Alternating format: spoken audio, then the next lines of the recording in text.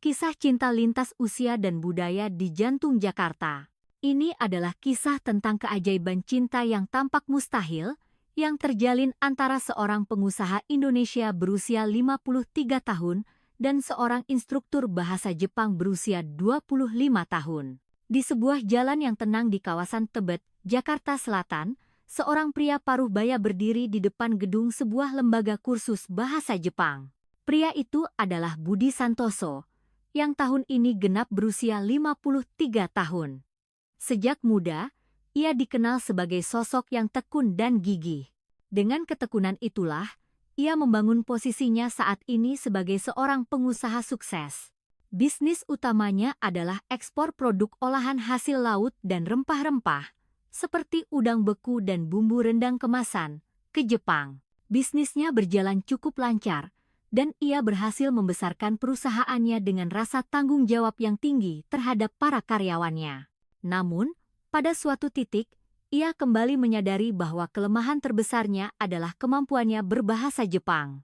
Sering bepergian ke Jepang untuk bertemu dengan para pembeli, ia merasa frustrasi karena harus selalu bergantung pada penerjemah atau staf lokalnya. Ia yakin, untuk mengembangkan bisnisnya lebih jauh lagi, kemampuan berbahasa secara langsung adalah kunci yang paling penting. Sejatinya, Budi Santoso tidak pernah terlalu memikirkan pernikahan. Ia mendedikasikan seluruh hidupnya untuk bisnis. Meski pernah menjalin hubungan asmara, jumlahnya tidak banyak. Baginya, percikan emosi dalam cinta terasa asing dibandingkan dengan memeriksa angka-angka transaksi dan fokus pada dokumen kerjasama. Namun, hidup seringkali mengalir ke arah yang tak terduga. Alasannya datang ke lembaga kursus di Tebet itu murni, karena kebutuhan praktis, ia ingin mempelajari bahasa Jepang yang lebih aplikatif dan sesuai dengan konteks di lapangan. Ia memilih tempat ini setelah mendengar kabar bahwa ada seorang instruktur asli dari Jepang yang mengajarkan budaya Jepang secara otentik. Ketika Budi membuka pintu kelas yang sederhana itu, ia melihat seorang wanita muda berusia 25 tahun yang anggun mengenakan kimono, pakaian tradisional Jepang. Namanya Ayumi. Setelah lulus kuliah di Jepang, ia datang ke Indonesia dengan visa liburan kerja, working holiday. Secara kebetulan, ia mulai bekerja paruh waktu di lembaga kursus ini, yang kemudian menawarinya posisi tetap. Kini, ia tinggal di Indonesia dengan visa kerja. Ayumi adalah pribadi yang ceria dan ramah. Meskipun usianya masih muda, ia memiliki sikap sopan dan teliti yang khas dari budaya Jepang. Hebatnya lagi, ia sangat fasih berbahasa Indonesia, sehingga ia sering menjelaskan bagian-bagian sulit dalam pelajaran dengan bahasa Indonesia yang sempurna kepada para muridnya. Budi cukup terkejut saat melihat Ayumi menyapa para murid dengan senyum cerah. "Baiklah, semuanya. Mari kita belajar dengan semangat hari ini." Awalnya, ia sempat meremehkan, berpikir seberapa hebat instruktur semuda ini, namun, prasangka itu hilang hanya dalam beberapa menit.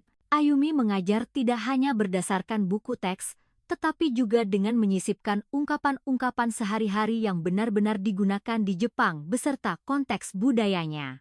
Terkadang, ia mendemonstrasikan penggunaan bahasa hormat keigo dengan sangat sopan, yang membuat para murid semakin antusias.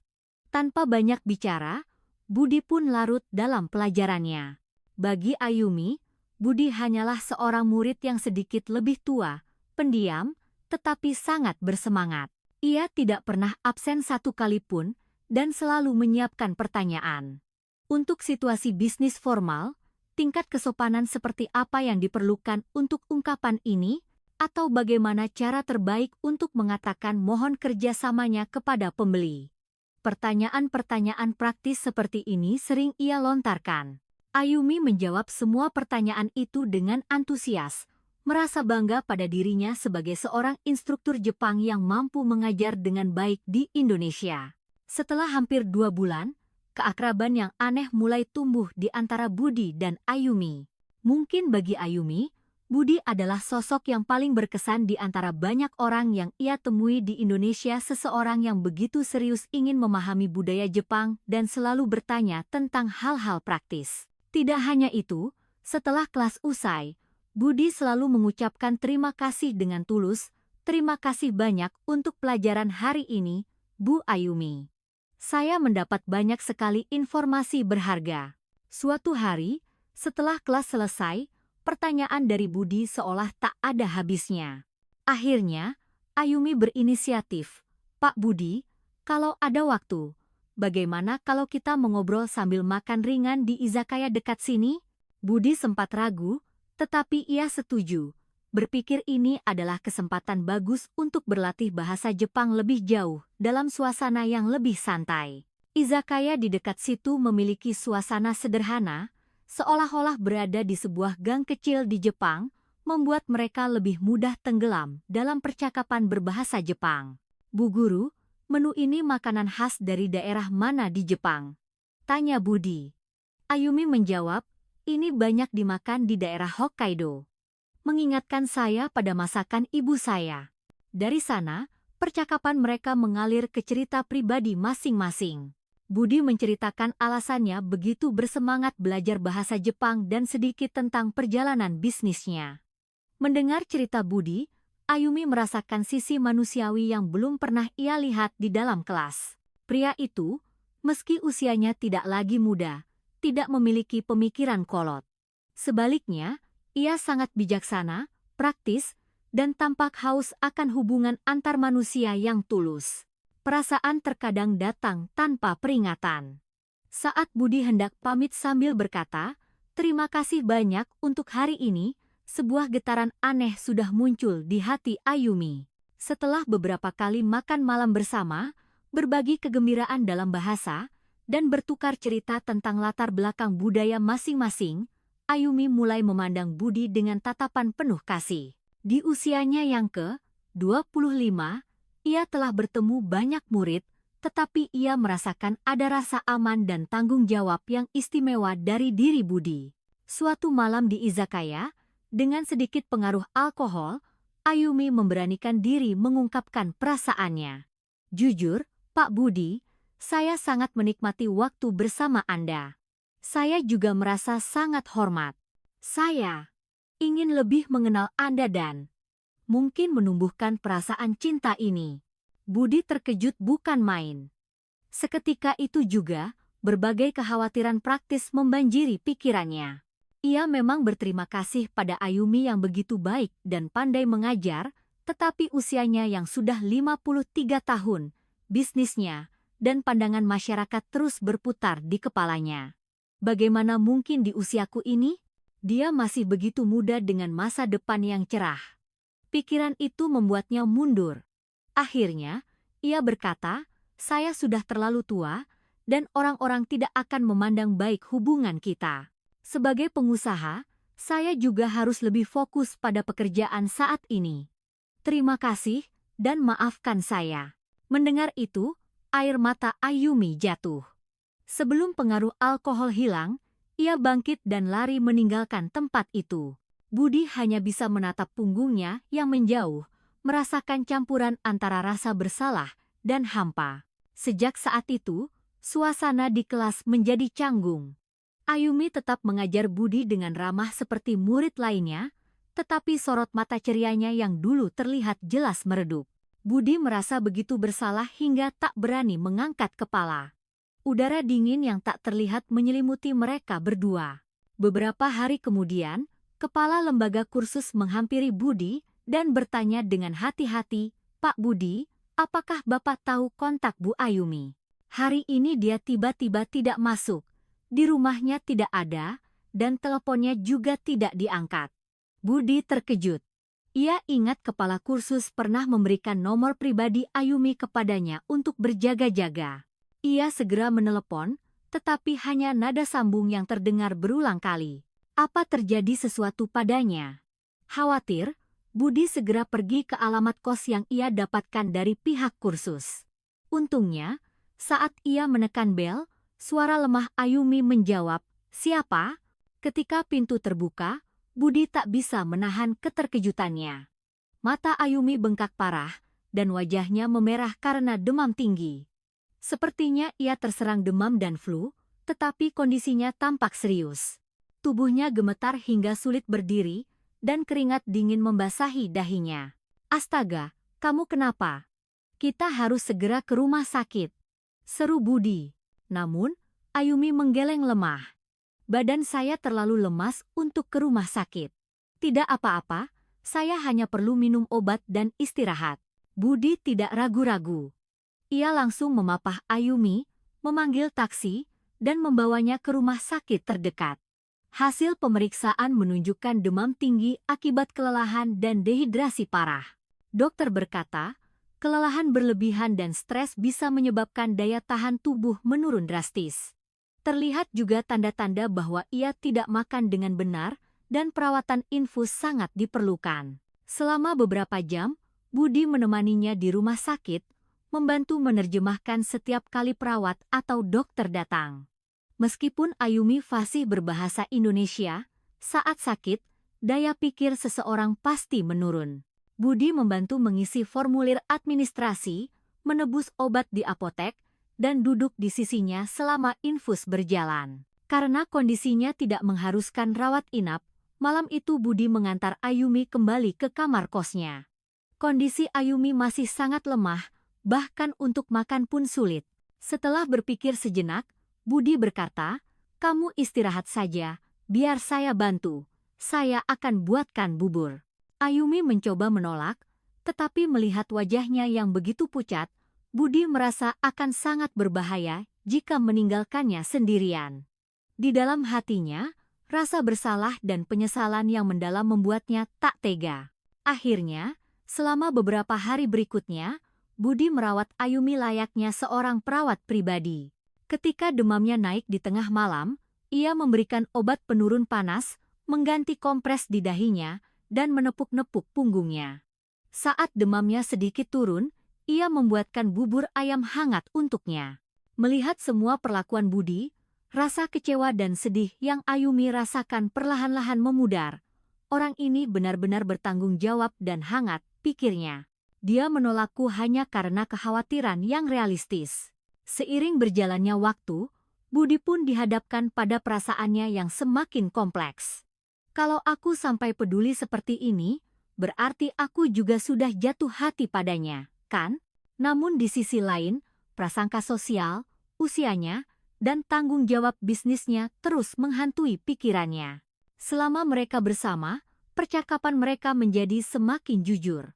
Ketika Ayumi mulai pulih, mereka berbagi perasaan-perasaan kecil dalam keseharian, layaknya sepasang kekasih. "Hari ini demamnya sudah turun. Terima kasih banyak, Pak Budi." Budi tersenyum, "Syukurlah kalau sudah membaik. Saya jadi tidak khawatir lagi." Rasa terima kasih dan nyaman karena ada seseorang yang menemani di saat sakit dan rapuh terkadang menjadi kunci pembuka pintu cinta yang kuat. Begitu pula bagi mereka. Setelah pulih sepenuhnya, Ayumi dengan hati-hati berkata kepada Budi, "Saya tidak ingin menarik kembali pengakuan saya waktu itu. Perasaan saya masih sama.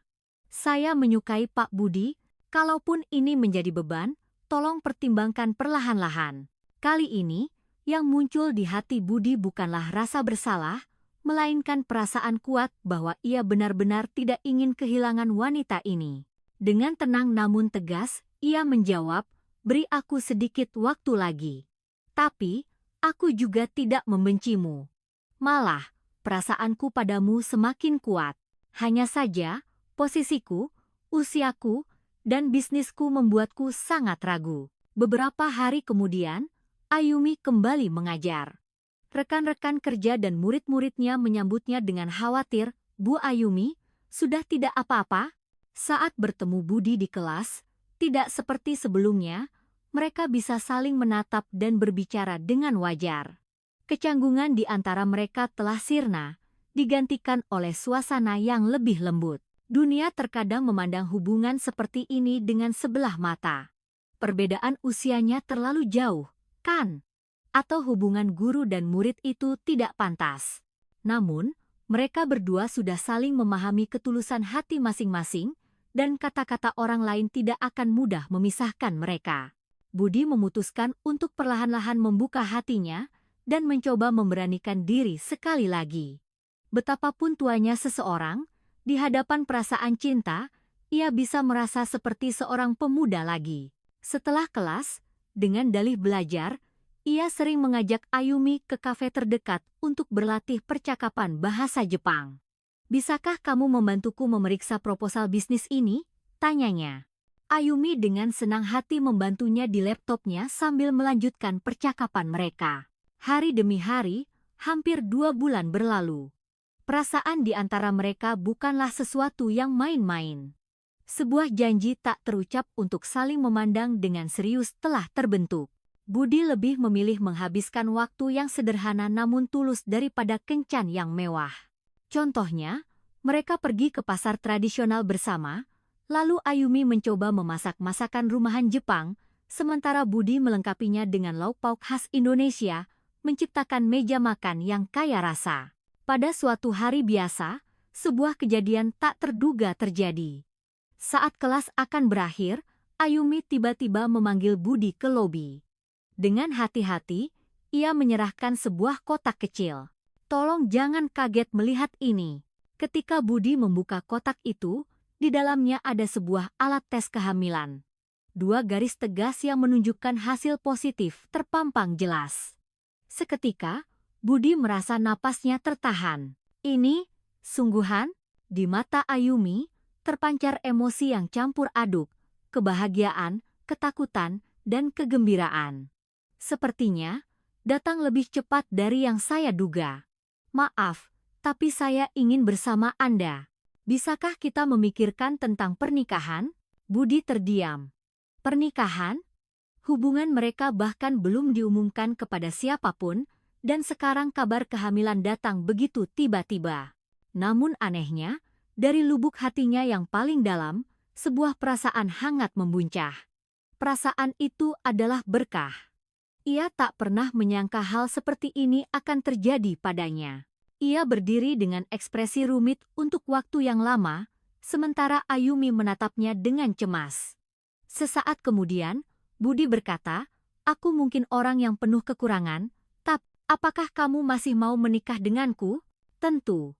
Pak Budi telah memberikan kepercayaan kepada saya, dan saya yakin, bersama Anda, saya bisa menghadapi apapun." Pada saat itu, mata Budi pun berkaca-kaca. Ia yang seumur hidup hanya memikirkan pekerjaan, kini akan merasakan beban sekaligus kebahagiaan hidup baru melalui kehadiran makhluk kecil yang akan segera lahir. Akhirnya, ia menggenggam tangan Ayumi erat-erat dan berbisik, "Mari kita menikah."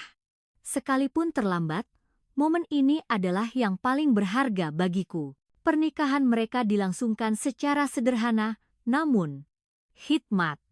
Orang-orang di sekitar mereka terkejut. Sejak kapan mereka pacaran sampai sejauh ini? Beda usianya lebih dari 28 tahun. Apa tidak apa-apa? Berbagai reaksi muncul, tetapi kedua mempelai tetap teguh. Di hari pernikahan, Ayumi kembali mengenakan kimono yang indah, anggun dan sopan seperti saat pertama kali mereka bertemu. Budi mengenakan setelan jas yang rapi, menunjukkan pesona pria paruh baya yang matang dan dapat diandalkan. Para tamu mengagumi perpaduan yang unik itu, dan setiap kali mereka saling tersenyum, ucapan selamat seperti "wah, serasi sekali" terdengar. Setelah menikah, bahkan saat hamil, Ayumi sering menemani Budi dalam perjalanan bisnis atau pertemuan di luar negeri. Meskipun harus menghindari pekerjaan fisik yang berat, kemampuannya berbahasa Jepang dan Indonesia dengan lancar membuatnya menjadi aset besar sebagai penerjemah sekaligus penghubung budaya. Bisnis Budi semakin berkembang di pasar Jepang, dan kepercayaan dari para pembeli pun semakin dalam. Mereka saling melengkapi kekuatan masing-masing, menjadi satu tim yang solid. Akhirnya, di sebuah rumah sakit bersalin di Jakarta, anak pertama mereka lahir ke dunia. Usia sang ayah sudah jauh melewati paruh baya, tetapi saat menggendong bayinya, Budi merasa seolah mendapatkan masa muda yang baru. Ayumi mengungkapkan kebahagiaannya dengan air mata. "Tanpamu, aku tidak akan pernah merasakan kebahagiaan seperti ini." Setelah itu, mereka dikaruniai 2 anak lagi, seorang putri dan seorang putra. Ketiga anak mereka tumbuh dengan menyerap budaya Indonesia dan Jepang secara bersamaan. Melalui anak-anak, pasangan ini semakin memahami betapa berharganya keragaman dan keindahan kedua budaya. Tentu saja, ada tantangan-tantangan nyata. Pandangan orang sekitar tentang ayah yang sudah berumur dan bagaimana perasaan anak-anak yang memiliki ibu yang masih sangat muda menjadi pemikiran mereka. Namun, mereka selalu menyelesaikannya dengan komunikasi yang terbuka. Budi selalu menjadi sosok yang dapat diandalkan, dan Ayumi senantiasa berdedikasi. Kisah mereka memberikan inspirasi bahwa cinta sejati tidak terhalang oleh usia atau pandangan orang lain. Budi, yang dulunya hanya mementingkan pertumbuhan bisnis, akhirnya menyadari bahwa pertumbuhan sejati dalam hidup adalah proses membangun keluarga dan memupuk cinta. Ayumi, yang awalnya datang ke Indonesia hanya karena penasaran dengan budaya dan bahasa baru, kini telah memiliki keluarga, membesarkan anak-anak, dan membantu bisnis suaminya yang memberinya pandangan hidup yang jauh lebih luas. Dengan selalu menjaga sopan santun di antara dua budaya dan cara komunikasi yang fleksibel, ia dihormati oleh banyak orang di sekitarnya. Tidak pernah ada kata terlambat untuk jatuh cinta dan membangun keluarga, bahkan di usia senja sekalipun. Pasangan ini membuktikan bahwa selama ada tanggung jawab, kepedulian, dan pengabdian, babak baru dalam hidup selalu bisa dibuka. Rumah mereka selalu penuh dengan tawa. Di meja makan pagi, sering tersaji menu sarapan ala Jepang. Siangnya, hidangan tradisional Indonesia. Dan malamnya, mereka menciptakan masakan fusion yang memadukan kedua budaya untuk dinikmati bersama anak-anak. Budi menjadi ayah yang lebih baik dari siapapun. Terkadang ia canggung dan melakukan kesalahan dalam mengasuh anak karena baru mempelajarinya di usia senja, tetapi ia terus belajar bersama Ayumi. Ini adalah kisah cinta yang melintasi batas negara, pemahaman yang melampaui usia, dan kehidupan baru yang mereka sambut bersama. Kesimpulan dari cerita ini adalah bahwa Budi, Ayumi, dan ketiga anak mereka setiap hari menciptakan kebahagiaan yang terus bertumbuh. Bisnis mereka pun berjalan lancar, dan melihat mereka saling mendukung adalah pemandangan yang sangat mengesankan. Bertahun-tahun kemudian, suatu hari Budi duduk sendirian di ruang kerjanya, merenungkan masa lalu. Pertanyaan, untuk apa aku hidup begitu sibuk selama ini, kini memiliki jawaban yang jelas, untuk tumbuh bersama, berbagi bersama, dan tertawa bersama. Jawaban itu ia temukan berkat hati yang hangat dari seorang instruktur muda di sebuah lembaga kursus sederhana di Tibet, yang kemudian diikuti oleh begitu banyak usaha dan pengabdian. Mereka masih menjalani hidup yang sibuk hingga hari ini. Anak-anak mereka tumbuh menjadi siswa SD, SMP, dan SMA, masing-masing dengan impiannya sendiri.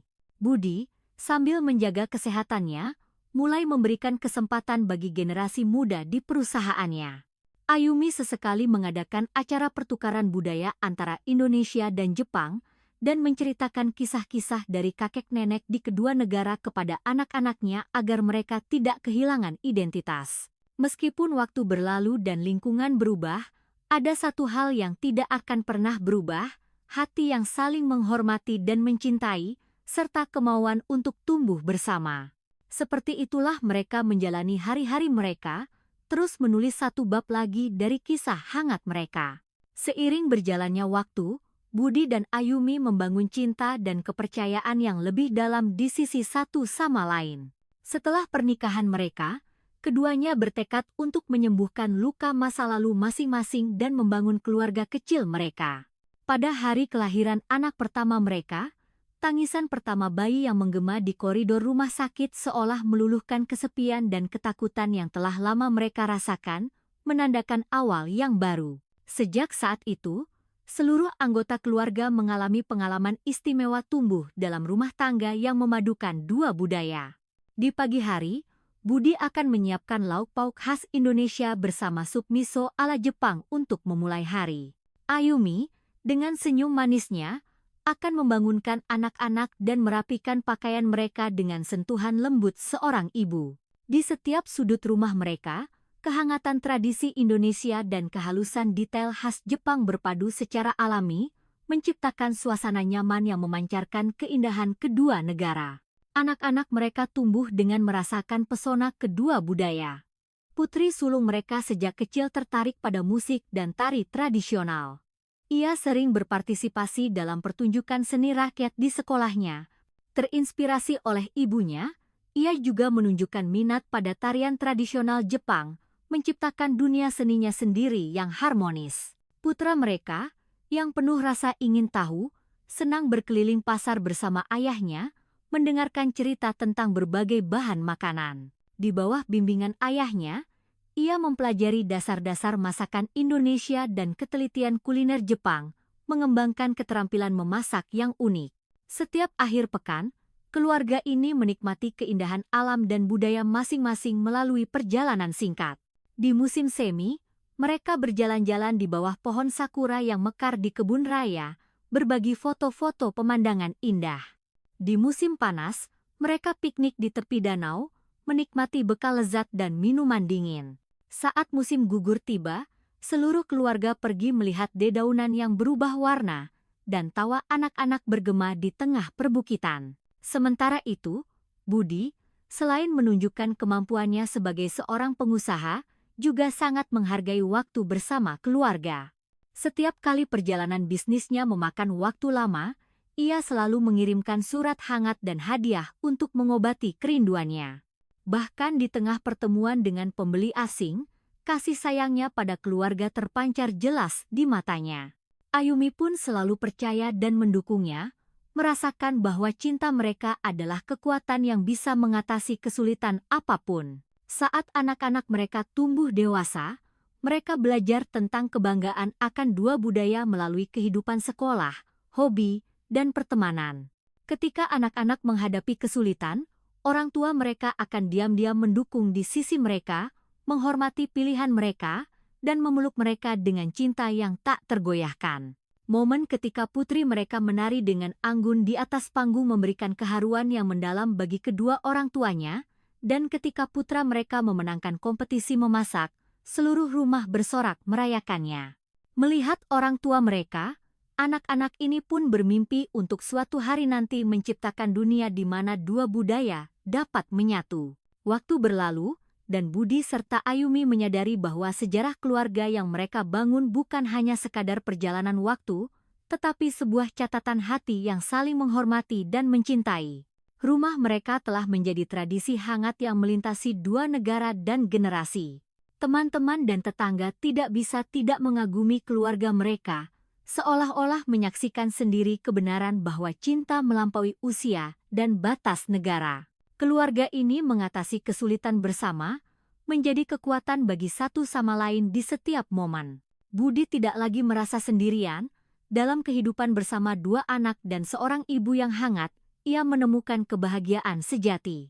Ayumi pun, dengan cinta dan kepercayaan keluarganya, telah melupakan semua kesepian dan kecemasan yang ia alami saat pertama kali tiba di Indonesia dan mulai menghidupkan kembali impian dan semangatnya sendiri. Mereka tertawa dan menangis bersama, berbagi suka dan duka, dan saling mendukung pertumbuhan satu sama lain, menjadi keluarga yang lebih dewasa.